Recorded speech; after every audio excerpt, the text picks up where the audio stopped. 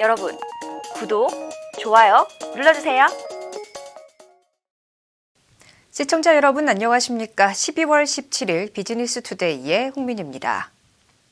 대내외 악재로 불황의 그늘이 짙게 드리워진 항공업계가 희망퇴직을 실시하는 등 허리띠 졸라매기에 나서고 있습니다. 대한항공은 지난 11일부터 만 50세 이상, 15년 이상 근속한 직원을 대상으로 희망퇴직 신청을 받고 있습니다. 대한항공은 연말 정기 임원 인사에서 임원 수를 20% 넘게 줄인 데 이어 지난 2013년 이후 6년 만에 희망퇴직을 실시하는 것입니다.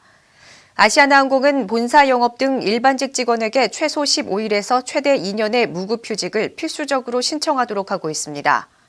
저비용 항공사도 군살 빼기에 예외는 아닙니다. 이스타항공의 경우 원가 절감을 위한 태스크포스 팀을 구성해 운영 중입니다. 고 구자경 LG그룹 명예회장 발인이 17일 서울 한 대형 병원에서 차분한 분위기 속에서 간소하게 엄수됐습니다. 상주인 구본능 희성그룹 회장, 손자인 구광모 LG 대표 등 장례 기간 빈소를 지킨 소수직계 가족과 친척들만 참석한 가운데 빈소 안에서 오전 8시 고인에 대한 마지막 추모 시간을 가졌습니다. 비공개 발인식에는 LG LS 구자열 회장, GS그룹 허창수 명예회장 등 범 LG가 주요 기업인들이 함께했습니다. 구 명예회장은 화장 후 안치되며 경기도 모처에서 잠들 것으로 알려졌습니다. LG그룹에 따르면 구 명예회장 4일장 동안 친인척을 제외한 외부 조문객은 200명을 넘지 않았습니다. 정부가 지난 16일 고강도 부동산 대책을 내놓았습니다. 문재인 정부가 들어서면서 18번째 대책인데 규제의 강도 면에서는 역대급으로 손꼽힌다는 평가입니다. 정부는 시가 9억 원 초과주택에 대한 담보대출의 담보 인정 비율 규제를 강화하고 시가 15억 원 초과 초고가 주택에 대한 담보대출을 전면 금지하기로 했습니다. 담보대출 전면 금지 규제는 현금 부자가 아니면 서울 강남권 등 인기 지역에서 비싼 아파트를 사는 걸 봉쇄하는 것이나 마찬가지입니다. 시가 9억 원이 넘는 주택에 대한 LTV는 20%로 강화되고 민간 택지 분양가 상한제 지정 동네를 사실상 서울 전역으로 넓혔습니다. 토스뱅크가 재도전 끝에 제3인터넷 전문은행 예비인가를 받았습니다. 기존 카카오뱅크, K뱅크와 치열한 경쟁이 펼쳐질 전망입니다. 금융업계의 경쟁을 촉진하는 매기 효과를 낼 수 있을지 주목됩니다. 토스뱅크는 토스의 1,000만 명이 넘는 이용자 데이터를 기반으로 중신용 개인 고객과 소상공인에 집중하는 챌린저 뱅크를 구현할 계획입니다. 토스뱅크의 최초 자본금은 2,500억 원이며 최대 주주는 토스입니다. KAB 하나은행과 하나투자증권, 중소기업중앙회, 이랜드월드는 2대 주주로 참여합니다. 배달의 민족을 운영하는 우아한 형제들이 독일 배달 서비스 기업 딜리버리 히어로에 인수되면서 김봉진 우아한 형제들의 대표가 수천억 원대 주식 부자 반열에 올라섰습니다. 주식 자산만을 기준으로 보면 국내 100대 부자로 등극한 것으로 추정됩니다. DH는 우아한 형제들 지분 가치를 44조 7,500억 원으로 인정했고 이 중 김봉진 대표와 경영진이 보유한 지분은 13%입니다. 이 가운데 업계에 따르면 김 대표의 지분율은 4에서 10% 안팎으로 추정됩니다. 경영진은 주식 가치에 해당하는 독일 상장사 DH 주식으로 받을 예정입니다. 우아한 형제들은 경영진은 이번 거래가 끝나면 5% 안팎의 DH 지분을 확보할 것이라고 설명했습니다. LS전선이 전기차 부품자 회사인 LSEV 코리아의 코스닥 상장 예비 심사를 신청하고 상장을 추진합니다.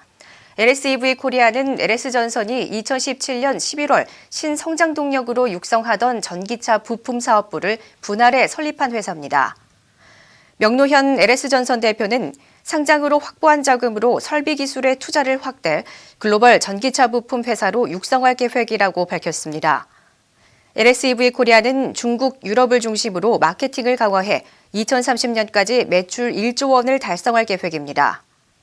LSEV 코리아의 지분은 LS전선이 53%, 사모투자펀드가 47%를 각각 보유하고 있습니다. 상장 주관사는 한국투자증권입니다. LG전자가 디지털 전환을 이끌 빅데이터 분석 전문가를 양성하기 위해 서울대학교와 빅데이터 교육 협약을 체결했다고 밝혔습니다. 교육 대상자는 빅데이터를 분석하는 LG전자 연구원 가운데 내부 심사를 거쳐 선발한 뒤 내년 1월부터 7주간 심화 과정 교육을 진행합니다.